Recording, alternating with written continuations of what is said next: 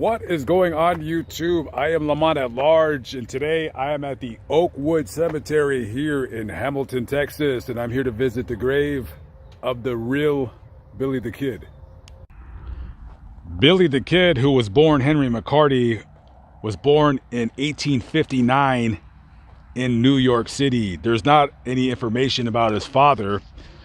When Billy was 15, his mother died of consumption, which now today would be called tuberculosis.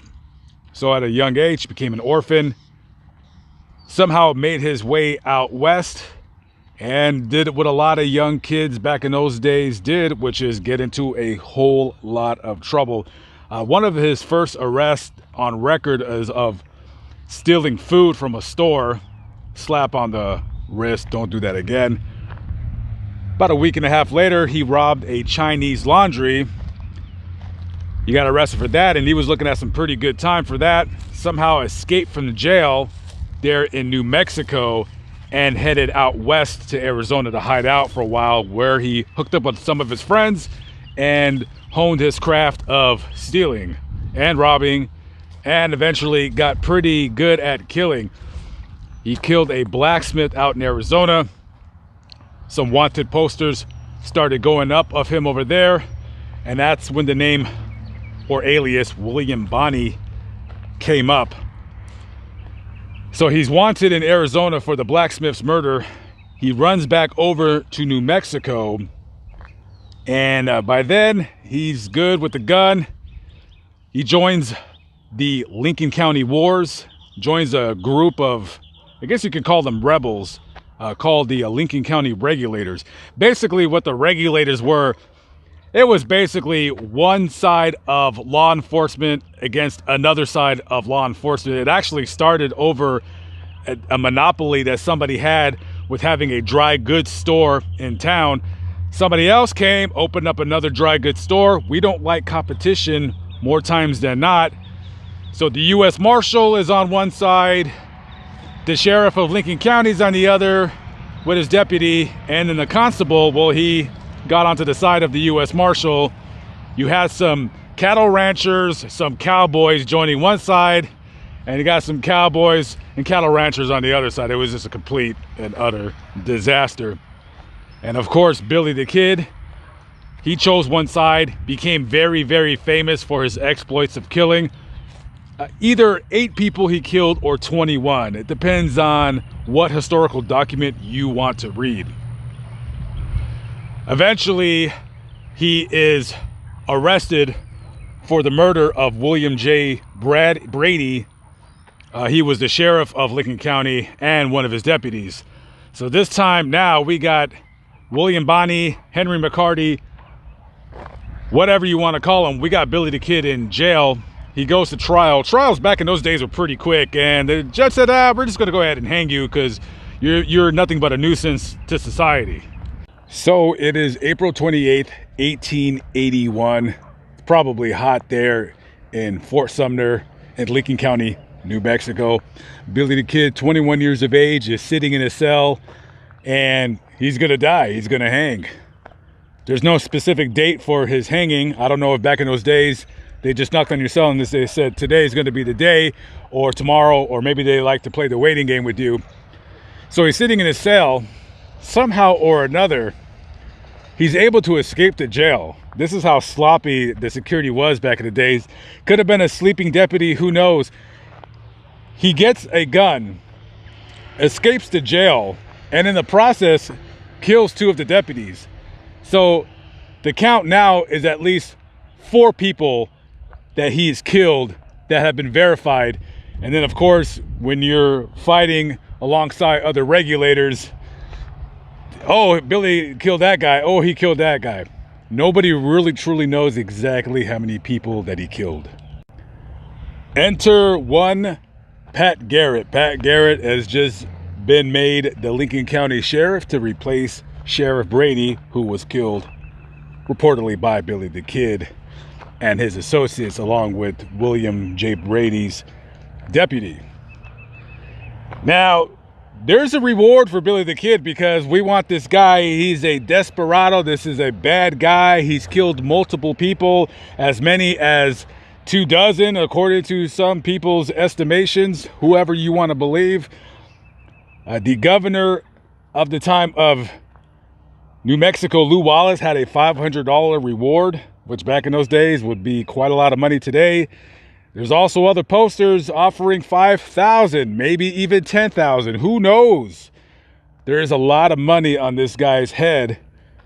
$5,000 back in those days, why, that's just a lot of money. Just to kill somebody? Lots of people would do it.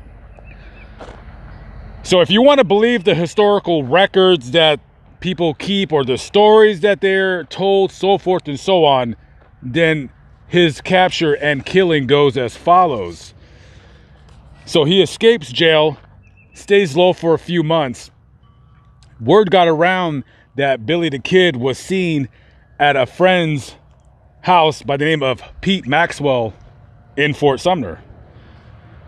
So one night, Pat Garrett's out, he's staking the scene, and he sees Billy the Kid outside washing up his face in the courtyard of the house. He just waits in the shadows, waits for Billy the Kid to go in, sneaks around back to the front of the house, and waits for Billy to turn around, and as soon as he had his back to him, he pulled out his gun and shot and killed him.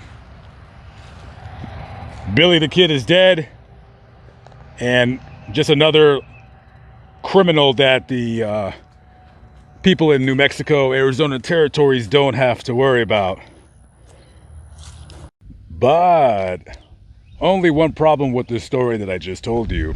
A lot of historians feel that Billy the Kid was not only not killed by Sheriff Pat Garrett, that he actually fled and escaped and lived a relatively peaceful and quiet life here in Texas for at least another 7 decades. Let's fast forward to Florida, 1948. There's an attorney there named William Morrison, and quite innocently enough, he has a client, and they're just talking and jibber-jabbing about the good old days, you know, all of that. And his client was like telling him about how he used to fight with Billy the Kid back in the old Lincoln County wars. And, you know, the attorney was like, yeah, okay. And his client was like, you know, Billy the Kid really wasn't killed, right? And he says, well, what do you mean? He says, Pat Garrett didn't kill him. He killed somebody else and he buried him in his name. He never found Billy the Kid. He said, well, how do you know that Billy the Kid lived? How do you know that he escaped? He said, because I fought with him. He escaped and he kept fighting in the Lincoln County wars. And after a while, he kind of disappeared and nobody ever heard of him again. So the attorney, being a rather big history buff, sets out on a trip across the Midwest into Texas to reportedly find this guy that claims that he is actually the real Billy the Kid. So he comes to Texas and he's looking and he's searching and he's talking to people. Of course, back in those days, we don't have the internet. So he's doing a lot of driving, a lot of running around. Finally, somebody says, yeah, there's a man by the name of Brushy Bill. He lives in Hyco. And he claims he's Billy the Kid. He's told his friends he's Billy the Kid. But he doesn't brag about being Billy the Kid. He's told people, yeah, that's who I am. But again, he's not bragging and he's not really trying to make a story of it. So finally he gets his address, location of where he lives, and he knocks on the door. And the old man opens the door and he says, hey, my name is William Morrison. I wanted to talk to you about your story. And he says, you know, I'm really Billy the Kid, right? And he says, well, I'd like to hear your story. And he says, come on in. He invites him into his house and he tells him the story. I'm Billy the Kid. I'm not looking for a story. He goes, I want to be pardoned. I'm in my last days. I don't want to die a wanted man or with my name not being cleared. He goes, I want to come out of the shadows and admit who I am, and I want a full pardon from the governor of New Mexico. So this guy's looking at Brushy Bill, and he's like, this guy can't be telling the truth. And he says, well, how do I know that you're really Billy the Kid? How do I know you're just not some crazy old man? So he gets up, he takes off his shirt, and his body's like covered in scars. So he says, you see this scar on my left shoulder? He said, I was in Mexico and I got stabbed by a Mexican bandit. He said, oh, okay. And he said, you see this bullet wound right here? Well, so-and-so shot me while I was robbing a bank via like a stagecoach outside of Fort Sumner. And this bullet wound right here, and he points to his face. And he says, this bullet wound, this was from Pat Garrett. He shot me in the face. And this guy's like, I don't know. I don't know about this guy. So he tells him, he says, listen, let me tell you the story of what happened. I went to jail for killing Sheriff William Brady along with his deputy. I was tried and convicted of both of their murders and sentenced to hang. I killed Brady because I wanted revenge for him killing my boss, John Tunstall. Back in those days, when I was a young man, I was very, very angry. I had a quick temper, along with an even quicker trigger finger. I'm sitting there just thinking about the predicament that I had put myself in, start thinking about all the things I've done in this world, both good and especially those bad. After the trial, they had took me upstairs from the courtroom because there's no more room in the jail for me. The man has handcuffed me to a railing and basically sat about 3 feet away from me with his gun right on me, waiting for me to do something stupid, just to give him an excuse to waste me right then and there. Honestly, though, I wasn't worried about the situation at hand. A few days prior, while I was in the courtroom, a friend of mine had given me a wink and a nod, giving me some form of hope or a sign that my friends were going to be there for me to help me escape. Later on that night, I was slipped a note from one of the lawmen who was on our side that there was a weapon down the hallway that was going to be hidden from me, and that when I was able to escape, to grab it and get.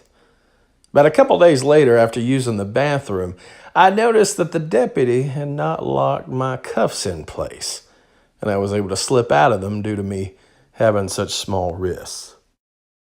As soon as the deputy went on to take a break, I immediately slipped the cuffs off, and I walked down the hallway quietly to retrieve the weapon that was hid for me. As soon as I grabbed it, I heard the man coming back from break, and as soon as he sees me, his eyes bulge out of his sockets, and I picked up the rifle and I pointed it at him. I told him, I'm sorry. I had to do this. I shot him dead right there. As soon as I shot him, I heard commotion going on across the street downstairs at the saloon. I point my head out the window to see who's outside, and I see another deputy running out of the saloon. He looked right at me. I pulled the rifle out, pointed it right at him, and shot him. Bam! I run downstairs, jump on the deputy's horse, and rode out of there like a thief in the night out of town. Immediately, I rode to my buddy Billy Barlow's house to lay low for a while till I can figure out what to do next and get out of town.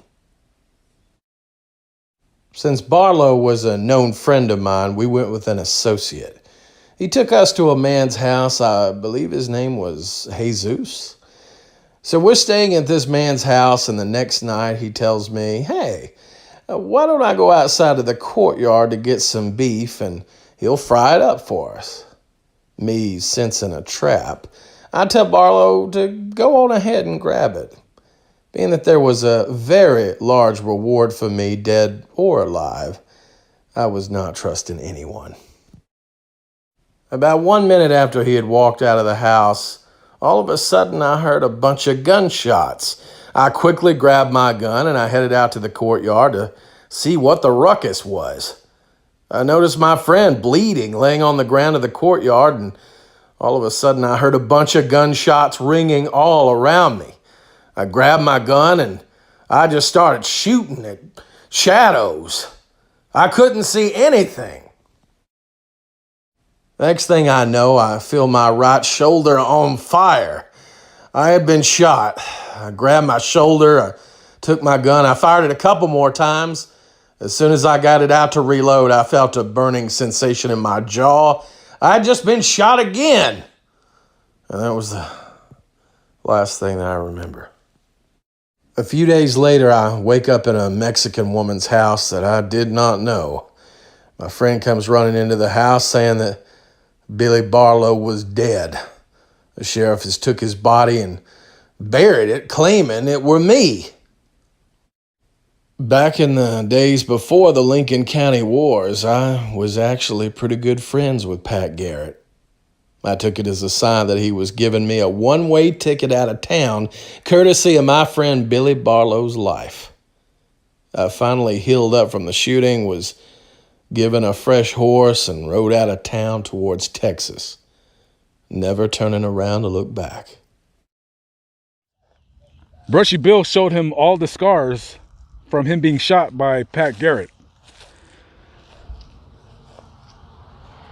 So he's like, okay, well, let me see what I could do. Let me contact the governor of New Mexico. And all of a sudden, this story starts making it the news wires all over the West. The attorney contacts the office of the governor of New Mexico. He says, listen, I got this guy. He claims he's Billy the Kid.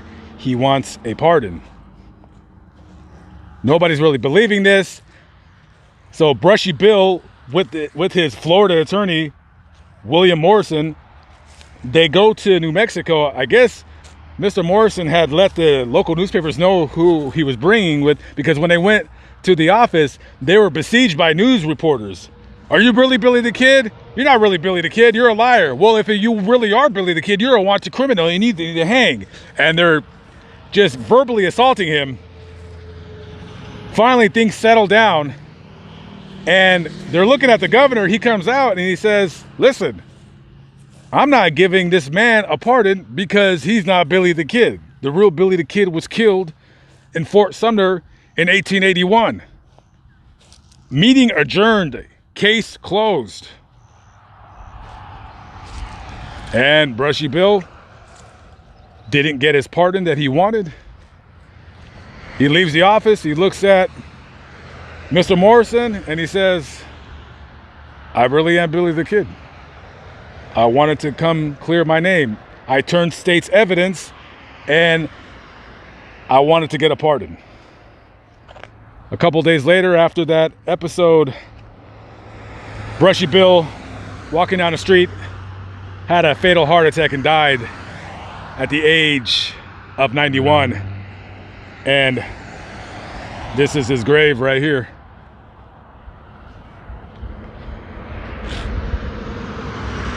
Simply says Billy the Kid. Now, his grave, this is a new grave. Before, it was just like a handmade grave with his name on it. But as you can see, it is decorated. And I talked to the lady who comes up here to clean it. She cleans it all the time.